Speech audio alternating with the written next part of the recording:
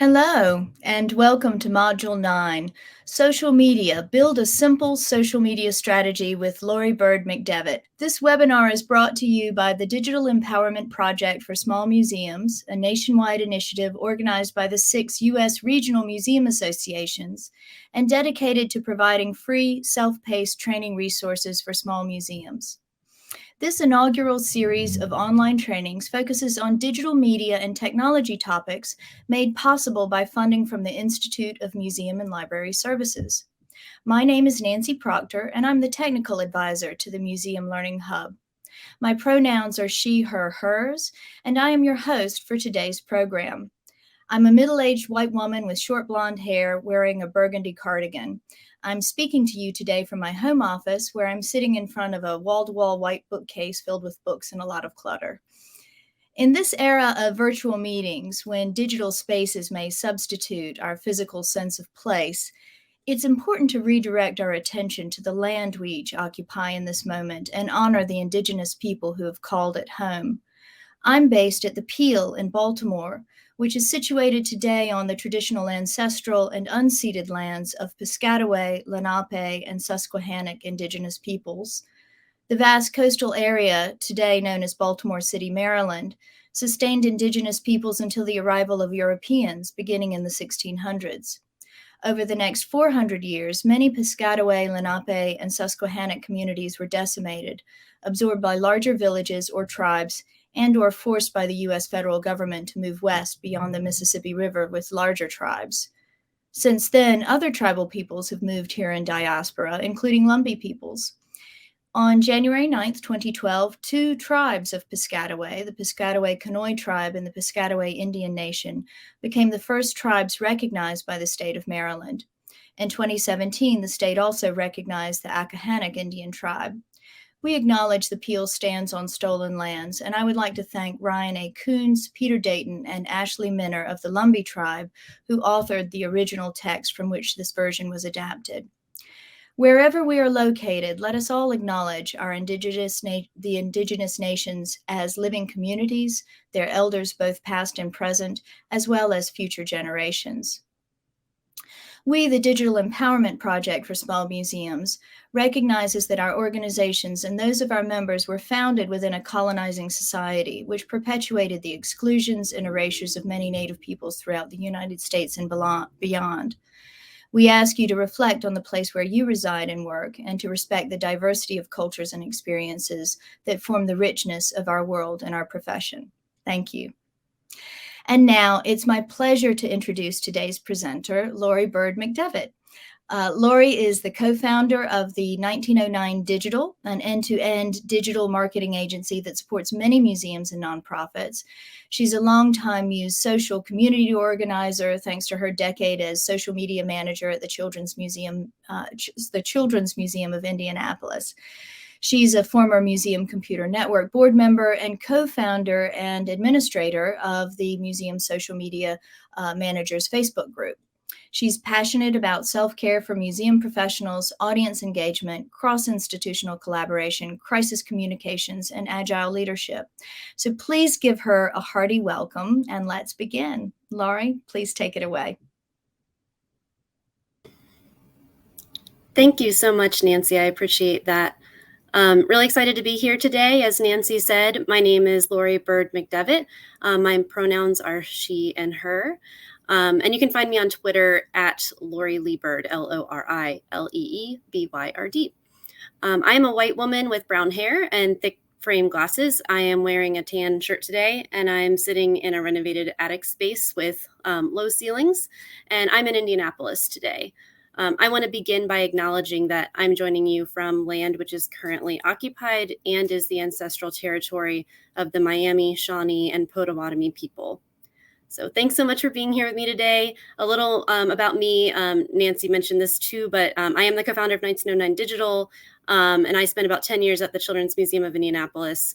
And while the Children's Museum is actually very large, I always have to tell people that, I've also spent time in a small historic house and have supported a lot of projects for small museums over the years. Many know me as the co-founder of the Facebook group Museum Social Media Managers. Last week, Melissa was kind enough to point out the group in her session. It is a great resource for a lot of what this module will be talking about today, so do join if you haven't already. Get myself situated with my slides here. Okay. So this is our agenda. This slide is titled Agenda and lists the following bullet points that we'll go over today. Why build a social media strategy? Establish your goals. Know your audience. Confirm your social media channels. Identify your content. Organize your content. Centralize your messaging. And finally, be ready for a crisis. So essentially today, I'll help you create a simple social media strategy as a way to build on the case studies you heard last week from Melissa and Emily. And this will also serve as a foundation for the tactics and tools and campaign ideas that you'll learn next week when this module continues. I'm going to walk through an actual strategy template with you today that you can use immediately. And together we'll discuss how to fill out each of the sections.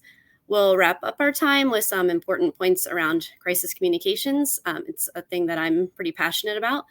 And you know, it's unavoidable for even small museums, unfortunately. So we'll dig into that a little bit as well. So our next slide is titled, Set Yourself Up for Success. It has a cartoon-like graphic of a computer monitor with people placing little like hearts on the screen. We'll talk about the bullet points on this slide, which are be authentic and transparent, be relevant, be consistent, and be gracious and giving.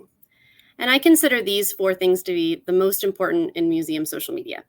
When it comes to being authentic and transparent, you may have heard the term radical transparency, which this is when leadership is honest and open, right? It's a best practice. Audiences appreciate an organization that's human and owns their successes, but also their challenges. And so authenticity goes a long way in all that you do online. The next is be relevant. We all know that relevance is a key issue for museums as a sector, especially right now. It's true that social media is an important way to make museums more accessible and more relevant by being where our audiences are. You often hear that. But it's also important to connect your content to things that matter to your online community to make it relevant. So we'll talk about that today. Also, be consistent. I'm going to say consistency a lot today. It's absolutely key to success. It will not only help your stress level to have consistent pre-planned content from week to week in your busy schedules, it will also set expectations and build anticipation for your audiences. And last, be gracious and giving. I always like to say stand on the shoulders of giants. Do this by being confident in sharing content from others that you admire or collaborate with on Twitter, Facebook, anywhere. And there's no need to worry about competition. You know, being gracious with community organizations and other museums, that will only benefit you both in the end. The next slide is titled, You're Not in This Alone. It has 3 yellow icons with phrases over them that include mass institutional collaboration, staff expertise, and community contributions. So visitors have high expectations of social media, even for small museums, but that doesn't mean that you need to be overwhelmed by it. Just remember throughout all of this that you do have support. To do social media well in a small organization, all you really have to do is leverage your existing resources. Both Melissa and Emily talked about this a lot in their examples last week. And that's also what we'll talk about a lot today. And often that means collaborating with other museums. You can find a lot of things to do in the Museum Social Media Managers Facebook group, and for one example. Also, we'll talk today about repurposing staff expertise and also being smart about not only user-generated content or your visitors' content, but also just other content from your local community. The next slide's title is Why Build a Simple Social Media Strategy? Why talk about this today? You have a lot to do, so suggesting that you create another document seems a little crazy. I know. This one matters, though. By putting a bit of time in up front, you can keep yourself, your staff, any team, any volunteers around you on track long term.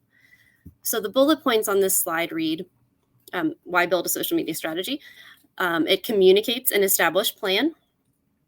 It reinforces goals. It centralizes best practices. And it provides a reference point for decision making, which is really important. In other words, a simple social media strategy simplifies content creation. It can prevent inefficient miscommunications, which we all know happens, and it can keep your schedule running smoothly. So the last visual on this slide is a yellow button with a link to the actual simple social media template.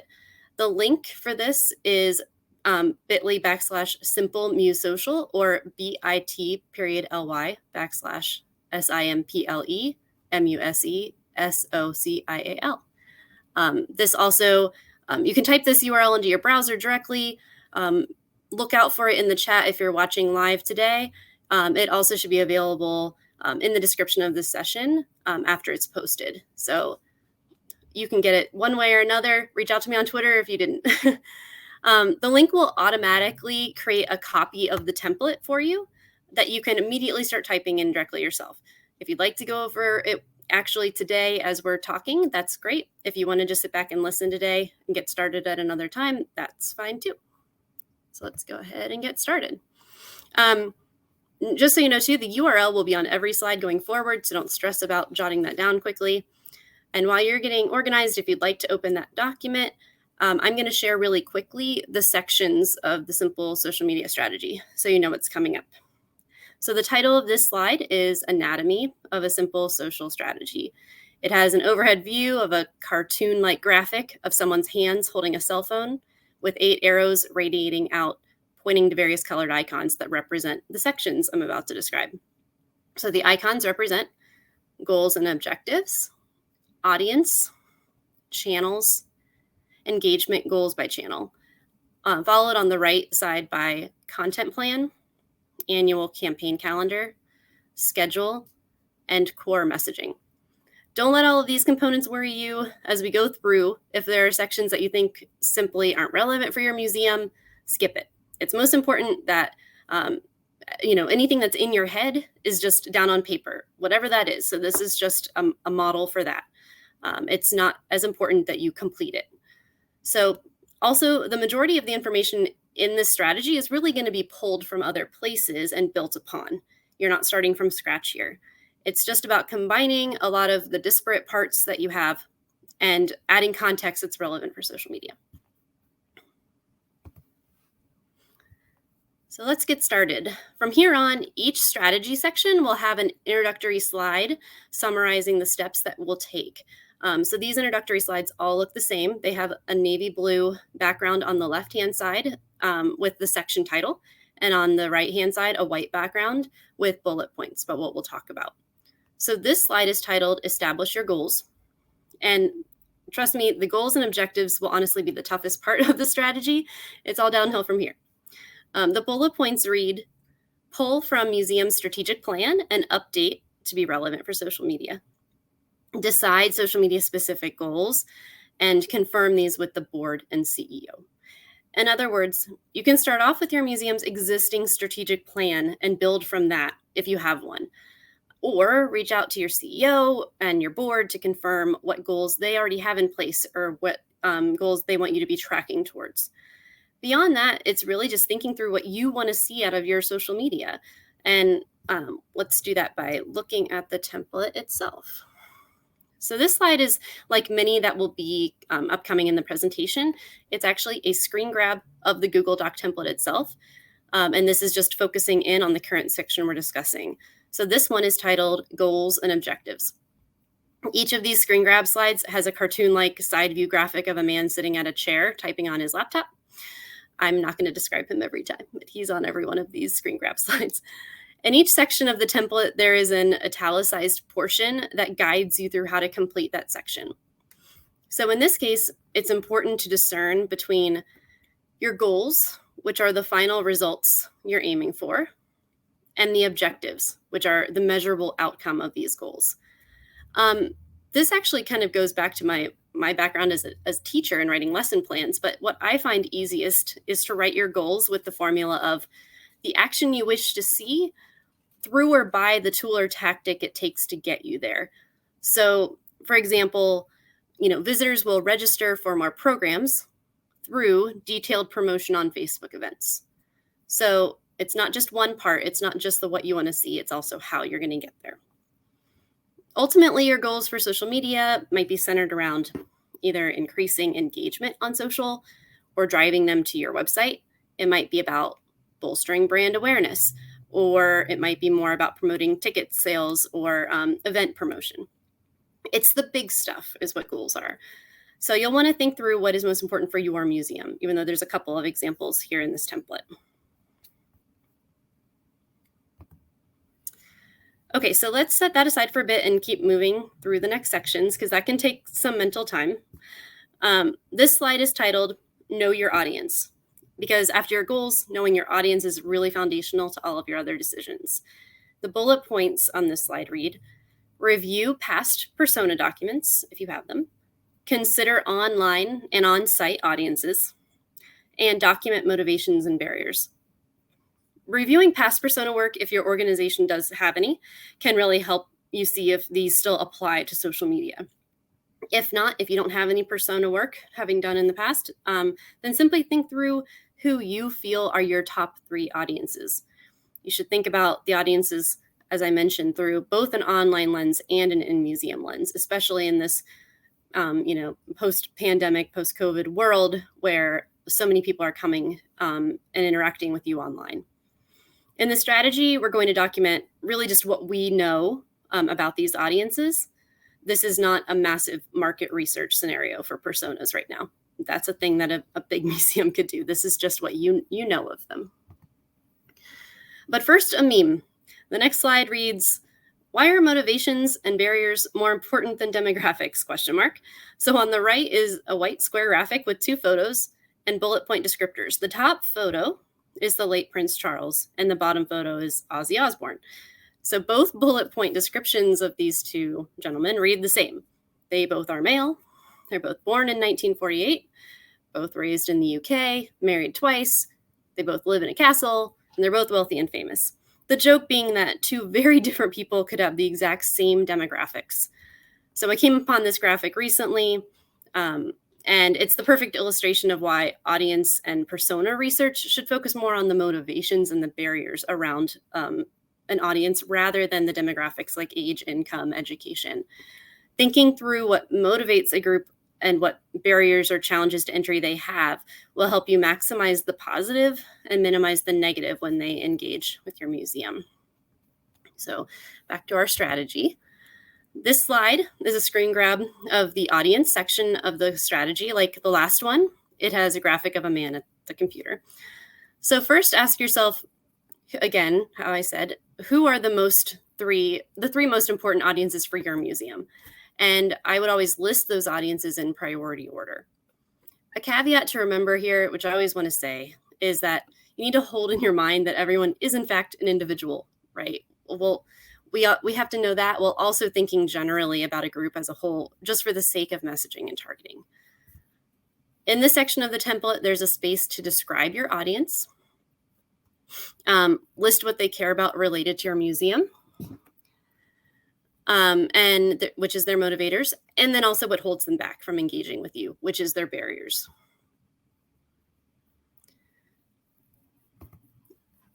The next slide, it will all relate to what is titled here, which is confirm your social channels. That's what we're going to be talking about for the next few slides. The bullet points list the main questions that we'll address. So where does each audience engage? What social channels do they engage in? What are the top priority channels? And then what action should they take on each channel? The name of the game for you, especially you guys, is, and your limited time, is to minimize the social platforms you'll be using. One could be plenty, and I'm going to keep repeating that. You guys, this being for small museums, you wear a billion hats, and there's no reason why you need to be on every single social channel. So this is going to have some strategies for helping minimize that for yourself, but also defend against those who might be pushing for you to have social channels more and more. So this next slide is a screen grab of the section of the template titled Engagement Goals by Channel. It is a chart with 3 columns that are titled Social Channel, Audience, and Goals. This chart is just a visual flow to clarify what channels are most important for each audience and what you hope that they do on those channels. So first, think about where each of your audiences spend the most time. They may have a couple of places. It might be that your legacy members and donors, that they hang out in a Facebook news feed, but they also really might be more interested in a Facebook events because they are already present on Facebook. And they also might be very active in a Facebook group. And then also, it's just that Facebook will likely always be probably one of your platforms that you're on, but you really have to think about where you need to focus. So TikTok or LinkedIn may not be relevant at all, for example. You want to also think through what action or engagement you're hoping to achieve with that audience on that platform. This will help determine what your content is, which is really important. And I want to note that multiple audiences may exist on each channel, as you can see listed here. There also could be multiple goals for each social channel, especially when there are multiple audiences there. Listed here are examples. There are multiple goals under the Facebook newsfeed row, which shows that local history enthusiasts and local legacy members and donors, which are my example audiences, that they both care about being in the Facebook newsfeed.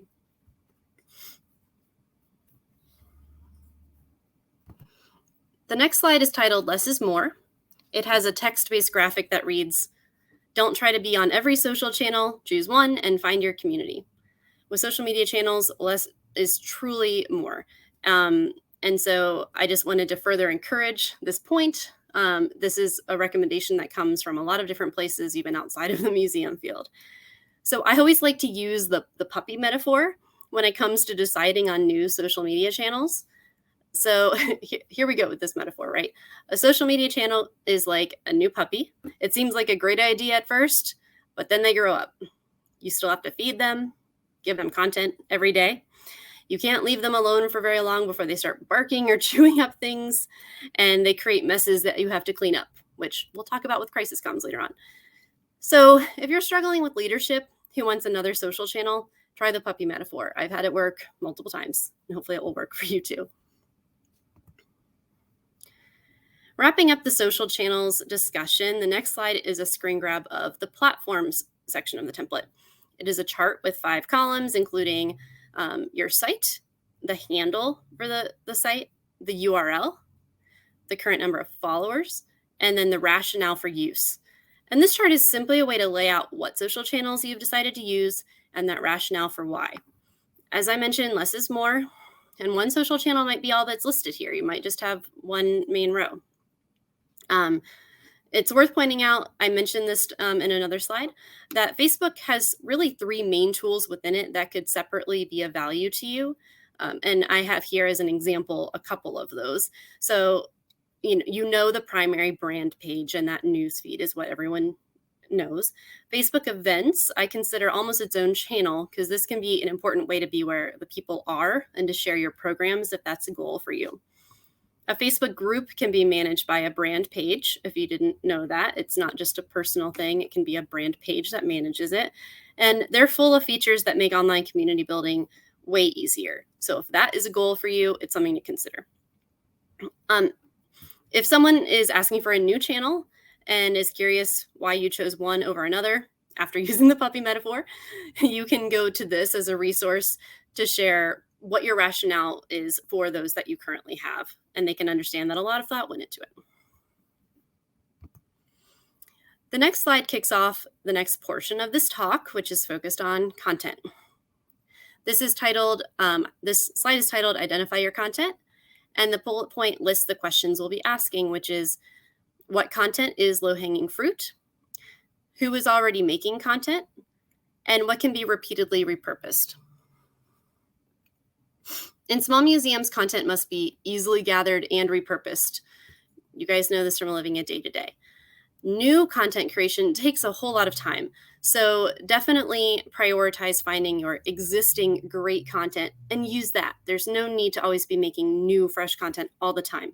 Your sanity is more important than content being the highest quality or timely with the trends. Don't put that pressure on you.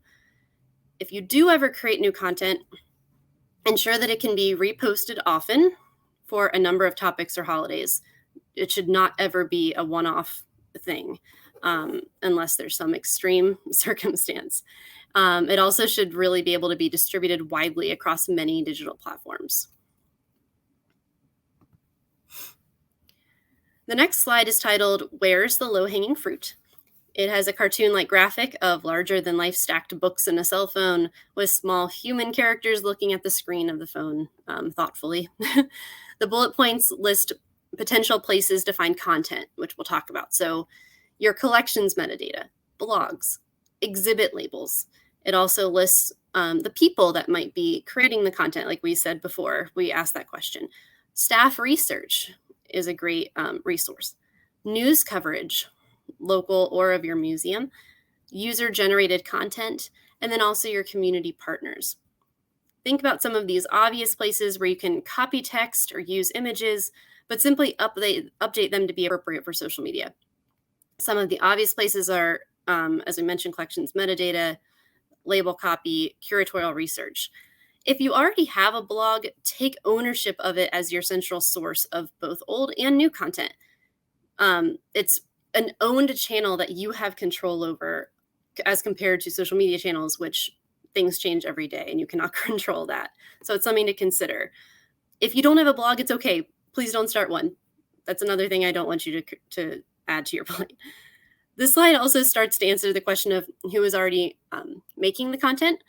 And so besides your museum staff, you can also seek out content from your local news sources that relate to your museum. And you can also repurpose user-generated content or digital posts from your visitors. Always ask permission for visitor posts. As you're using that to mix up content even more, it's important to ask permission. And when it comes to community partners, they are an invaluable resource for sharing content that's relevant for your museum. You can always go in and do a retweet or a Facebook share of things that are relevant to you. So this slide now is titled Organize Your Content, and we're going to spend a little bit of time on this of different ways that we can get organized now and get a sense of what you have, now that you have a sense of what you have handy. The bullet points here list these 3 methods that we'll talk about. So that is selecting 3 to 4 content buckets to focus on. I'll describe what a content bucket is in a second. Identifying each month's campaign or theme in an annual campaign calendar, and confirming the cadence or schedule for each content type. So let's get started with that. This slide is a screen grab of the content plan section of the template. Under that section title is the subtitle content buckets, right? So here we're talking about content buckets. Ideally, you should think of 3 to 4 types of content for your content buckets. These are things you can consistently share on social media. You can use this template to record each content bucket's goal, followed by details about how that content would be shared on social. A specific idea can also be included for additional context. So here you see examples of behind the scenes as one content bucket, followed by what the goal for behind the scenes content is. And I have spots here for what sort of content that would be. I also have programs promotion as a content bucket. So you can see that these are high level ideas. So this helps you establish consistency. And we stated earlier, this is key to setting an expectation with your audience and building anticipation for content you'll post week to week. This helps you not have to continually come up with new flashy ideas. Remember, you can't compete with Coke or Disney. You're never going to be able to do that. So instead, lean into your best performing content type, do it a lot, and do it well. Melissa shared an example of this last week where the Dykeman Farmhouse Museum uses a stuffed lamb named Luna to build engagement. And she has gone all in on this content type. So that's a really great example if you have not had a chance to watch the prior session in this module. The next slide is another screen grab within the content plan section, this time of the annual campaign calendar. This is a chart with 4 yearly quarters establishing the left-hand rows, and each of those quarters or months has a different color. Along the top are columns for the month, the campaign or theme, and existing content. You can update this chart with the high-level campaigns or themes that will be the primary focus each month. So you will also likely have other bits of content coming from those content buckets. It doesn't mean that just because in January you're promoting an exhibit opening that you're not also going to have a post occasionally about a program you're promoting. But this in general just shares what that high level biggest campaign or theme is that you might be talking about. So when you're overwhelmed by so much potential content, this chart can really help you apply themes to your content buckets themselves and bring that chaos into focus a bit. What I mean by that is, applying these themes to content buckets. For instance, in March, the collections feature, if that's one of your content buckets, your trending topics posts, which could be another content bucket, and your program's promotion, these can all be tied to women's history content in March per se. So that's how these two things are overlapping here to kind of bring focus to all that crazy content. And when I say all that crazy content, it's that us in museums, we know that we have this, plethora of opportunity in regards to the content that we have to share. I always joke that when we're here in museums, we're not doing social media for a toilet paper company, right? We have so many opportunities. They're endless, which seems great and fun, but it also can be really overwhelming. Moving on. So the last way to get yourself organized is with a high-level schedule or cadence. You'll hear the term cadence sometimes for your content. And this slide is a screen grab of the template that simply reads schedule. It includes a chart with 3 columns. That includes your content bucket, which we've talked about, the frequency and day, and then the platforms that content bucket will be on. If you do have multiple channels you're posting to, this table can really help you make a plan for dispersing that content in a way that's balanced and less overwhelming for you. It also will help you stay consistent with your content types. So you don't, if you do have a few that are that you're trying to balance out, you're not going all in just on one content type. It gets you motivated to keep the content rolling. For example, if Friday is Fossil Friday, you've just made that a thing. It's suddenly Fossil Friday now. And staff will help you get that bit of content pulled together for this week's Fossil Friday. It's just, if it's just any other post and just another fossil post on another day, it's easy to let things slip by and eventually fall off completely when you have so many other things to do. And so beyond motivating you, it also motivates your audience. I've said this before, I'll say it again. They will start to look forward to this recurring content. And, this is what establishes consistency and that anticipation from week to week. Now we're on to the last piece of the social strategy puzzle. This slide's title is Centralize Your Messaging. The bullet points read the steps that we're about to take. So these include your existing mission and vision, choose 3 core words that describe the museum and its goals, list 3 differentiators that make it unique, and write short marketing phrases that elaborate on each differentiator. And I'll show you more about all of these in a second. Your core messages really provide a consistent foundation to repeat, some of these phrases while also combining them with the unique specific details for the piece of content you're sharing. So you're starting with your current mission and vision, and you use that to really focus in on 3 core words for your brand. You might already have these, which would be great. If you don't, just think through, what are those 3 main words that you want to get across for your brand day to day.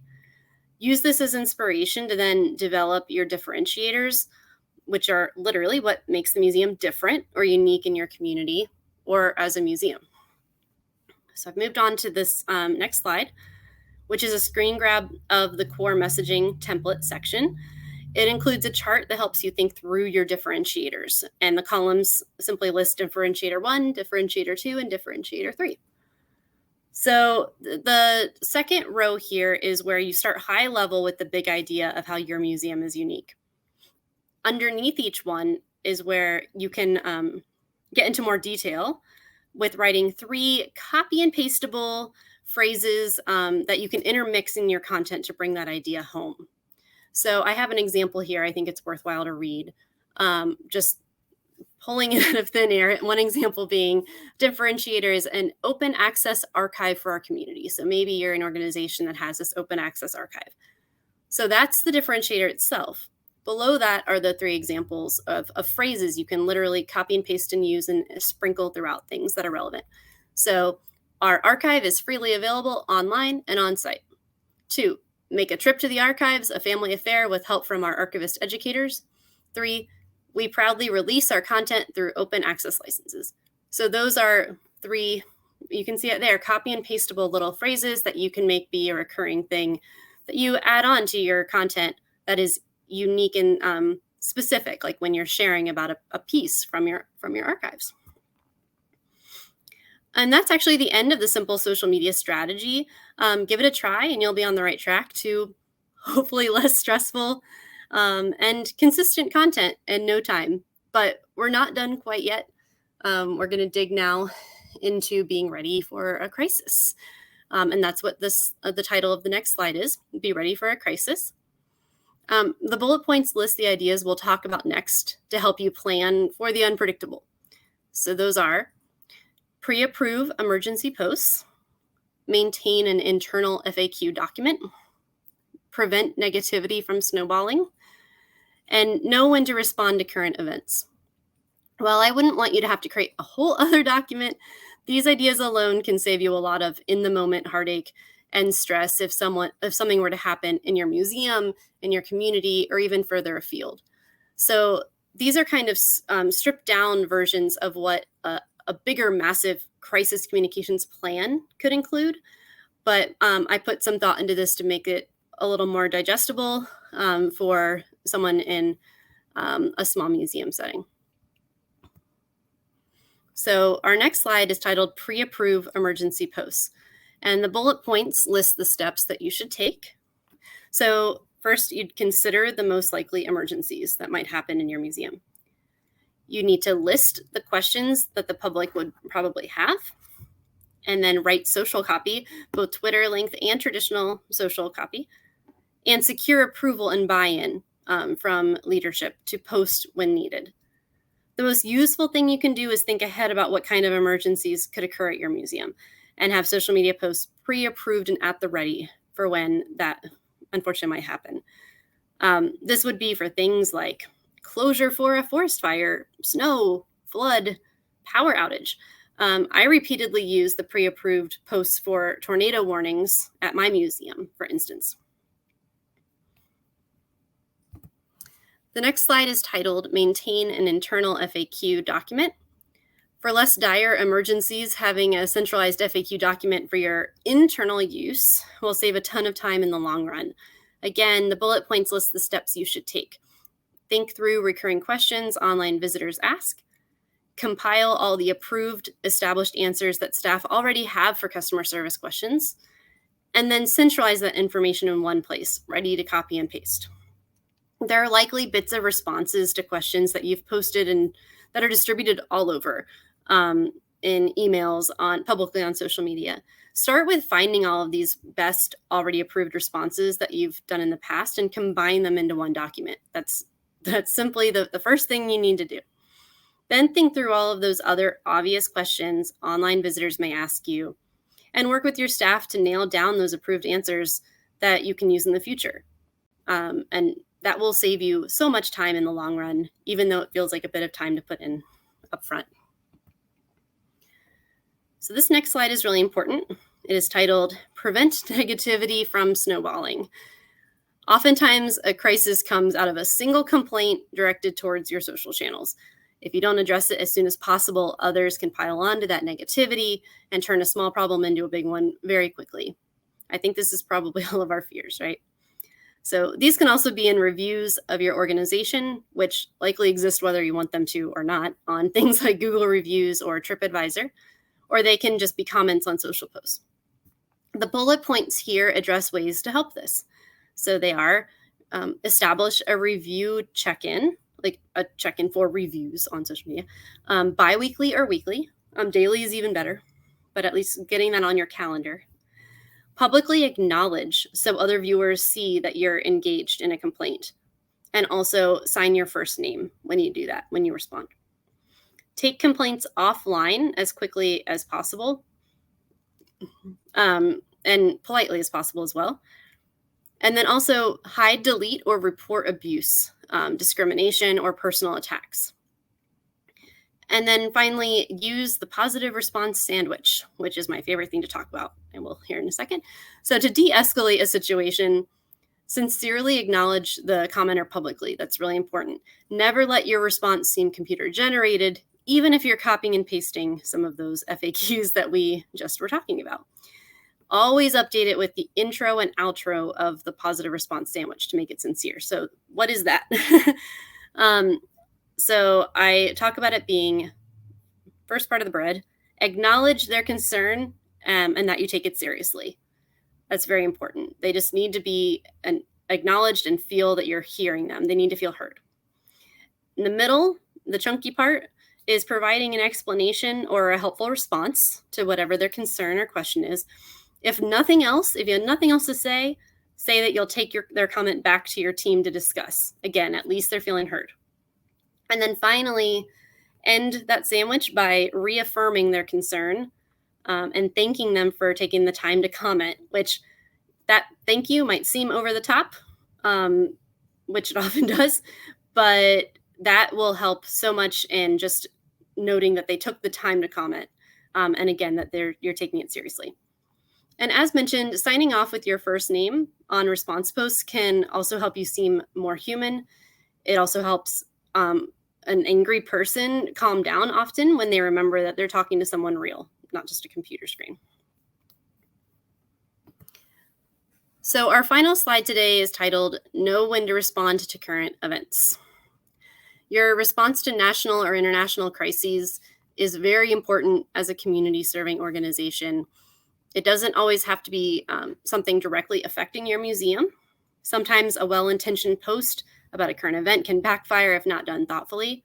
A lot of these things came out of, Black Lives Matter, but they've been happening for years of well-intentioned posts going awry.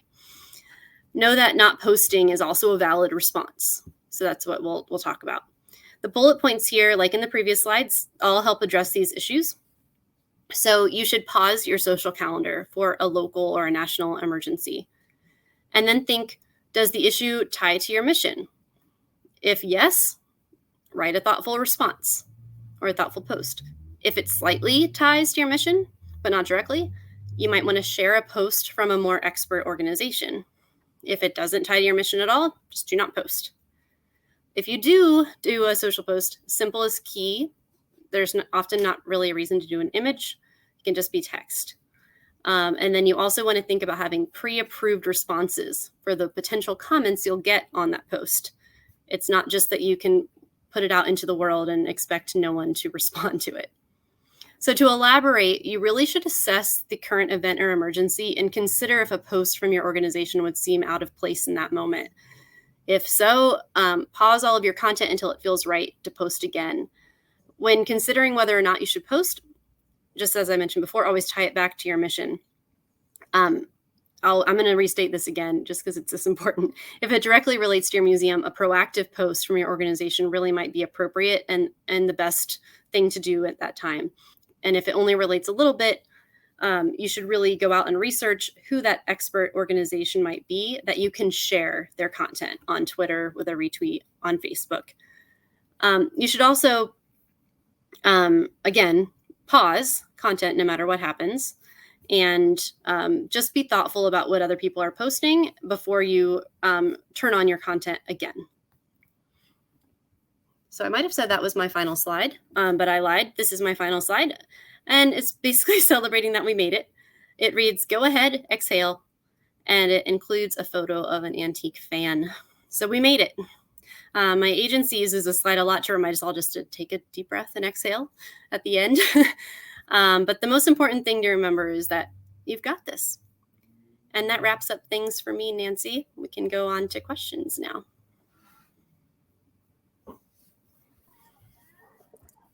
Fantastic. That was wonderful, Lori. Thank you so much.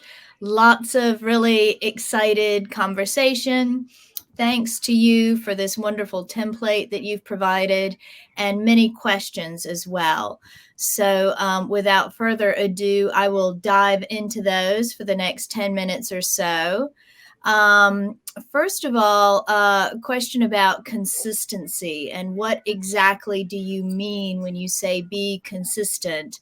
And this question notes that often when you're in a small museum and you're pulled in so many directions by competing priorities and demands, it can be really hard to be consistent, even if that is your natural predisposition, which I have to confess, it is not mine.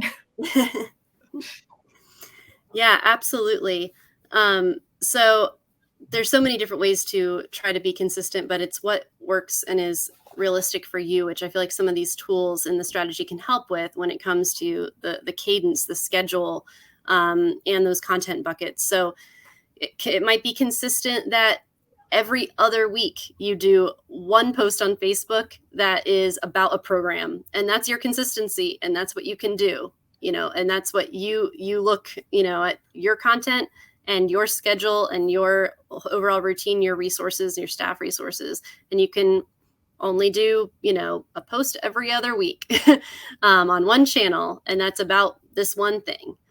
That's consistent. That's fine. That's great. But it's at least not starting a channel and then giving up and it falls off and it looks, that you've, just gone on and you never look at it again. That's the worst the worst case is that a social channel, goes dead. Okay. Thank you. That's really helpful. Another great question. How do you know where the audiences are hanging out? You said, go the people where they are and get to know them, but how do you figure that out to start with? Are you monitoring them in some way? Yeah, I feel like there's a lot of general ideas out there about the premise of, oh, boomers hang out on Facebook, younger moms are on Instagram, and there's just kind of the big general ideas of things like that. The kids are on Instagram now, right? There's obviously those big kind of picture ideas, but then also you just might have a sense of, oh, I actually just know from experience that our local community, that I've heard that they favor this platform. Like I heard that they're on Meetup all the time, but they never use Facebook events. It's about just what you know and what you've heard out in the real world. You can definitely use the tools in social media if you already have it set up. Facebook does allow brand pages to show the different analytics and about your audiences, and you can actually see the makeup and the demographics of who's already there. So that's a good place to start. Instagram does that as well. If you don't have them set up yet, then you wouldn't be able to do that. But that is a tool that you can use to kick things off. Fascinating. Mm-hmm. Okay. And there are lots of questions about Facebook. Yeah. I might kind of just put them all out there because I realize that could be its own webinar, and you can kind of pick what you think you've got time to respond to in the time available. So we're interested in what components of Facebook work best for museums, live streams, stories, polls, etc. I think one commenter said, having a Facebook page and Facebook Live are just a waste of time for small museums. And there was some frustration about you don't see much of your content actually getting in front of your audience on Facebook necessarily, unless you're able to spend a Coke-sized advertising budget, which, as you pointed out, we just can't. So, I guess, could you speak to that? And I'll just express my own kind of personal thing. Like, I would love never to have to deal with Facebook, but is that just a pipe dream, or are there organizations that are finding ways to be effective on social media and circumvent Facebook and feeding the monster? Yeah. There's so many important conversations to have about the ethics of Facebook and whether or not we should even be on it or not. There's some really good talks that our friend Nancy Mike Edson has done about this topic of Facebook, and it's something to really think about in regards to your audience and your mission in your museum. Again, that could be a whole other talk about the ethics of Facebook. But besides even that, when it comes to Facebook, it changes every day. It's very frustrating. It's kind of one of as you said, the monster that we have to kind of battle every day. And it really depends on if it's worth it for you. If you dig in and think about it, and your audience really is there, and someone were to go search for you, look you up, and it'd be weird that you're not there. It's absolutely true that the algorithm works against all of us. It was actually myself and Ryan Dodge had an opportunity. My friend who's another new social leader had the opportunity to go to a Facebook community summit. Mark Zuckerberg was there. I didn't meet him. It wasn't that cool. And it's not cool to meet Mark Zuckerberg anymore anyway. But we were there with Facebook humans, and we were advocating for online community at this event. And we walked up to the developers and we were like, why don't you do what Google does, which is provide ad grants for nonprofits? This is just what makes sense. You need to help let museums and other nonprofits be level set with the Coca-Colas, right? And they just kind of smiled and nodded and were like, that sounds great. And then, of course, it's been another 5 years and it fell on deaf ears. So it is very true that it is hard to compete. But when it comes to the newsfeed, yes, sometimes that is just more of thinking of your Facebook page as a content repository. You might have photos, or you might have an album, or you might have a video that is there. And you don't assume that a lot of people are going to see it organically in your feed if you don't put money behind it, right? However, there are other tools that are really useful in Facebook, that being Facebook events, Facebook groups, because you can drive people there. And a Facebook event is very interesting because once you get someone to say they're even interested in an event, every notification, every update that you add to that event, they get a push notification, not just like a one embedded within the app, but an actual push notification on their phone is usually the default, unless Facebook changed it yesterday, which might have been. Yeah. So there's other ways to get through to people other than ads, is what I'm saying. Facebook groups are the same way. If you have a community there, they'll be able to see that dialogue better than your normal news feed. So that is why I often say to not give up on Facebook, depending on your personal and organizational ethics around it too. Right. Great. That's really helpful. Thank you. Also, could you expand on your suggestion about hiding or deleting complaints? Yeah. This viewer had only heard this being allowed or suggested when the item in question is a derogatory slur or includes curse words or is simply not a complaint. Yeah, that's great. I'm happy to elaborate on that. First of all, one thing I didn't have a chance to get into is on any of your social channels, anywhere, whether it's a link off or in the description on Facebook, you can have your own mini social policy, right? I'm pretty sure the Smithsonian's really great about this, where it can say, we do not, put up with these sort of, the negativity and discrimination, to really make that even more clear. You have that right to say, we hid this comment because if you look in our description, you've gone against our social policy, our community policy. So that is a really good way to further bolster your confidence in regards to that. I say hiding comments, which is a feature in Facebook, because a weird thing with that is that the person doesn't even know you hit it. The only way so they still think they're out there being a troll and they are none the wiser. The only way that will come back and bite you is if you hide a whole lot of comments and it is obvious on the post. There's 50 comments, but someone can only see 1 or 2. So you only want to do that sparingly. If someone has been just really rude and it's just not worth addressing, but you don't want them to see that you deleted it, that's a good way to do that, is hiding on Facebook. And then the Google review reporting is really useful. When it's just very clear that someone was just angry and being out of control, you can report that on Google reviews. And so that's a good tool to do as well. Okay. All right. I'm going to throw out there one more question, although we're getting close. So I'll have to ask you to kind of keep your reply short here, but you can always obviously elaborate further in the forum. So this is a question about bias. And I think it goes back to when you were talking about understanding your audience, personas, that kind of thing. And what can kind of DIY marketeers, like small museum professionals, do to avoid and be more aware of their own bias and data collection, the tools they use, and therefore the understandings and the personas that they produce as a result? Mm-hmm. Yeah, bias is definitely a huge concern and issue in regards to developing personas, and which is why it's, kind of a double-edged sword, and why I mention, everyone is an individual. Like in John Fox future, world, everything should be personalized, right? But we're just not there yet, especially in small museums. So definitely, I feel like keeping things, that you can see my examples are things like legacy members and donors, like families, like things like that, that are kind of, definitely there's potential for bias, but it's not getting so fine-tuned that it's